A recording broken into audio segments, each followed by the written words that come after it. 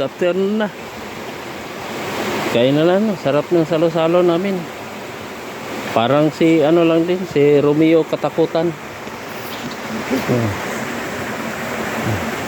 Shout out pala kay Boss Romeo Katakutan. Naalala ko to yung tanghalian. Ito yung ulam namin.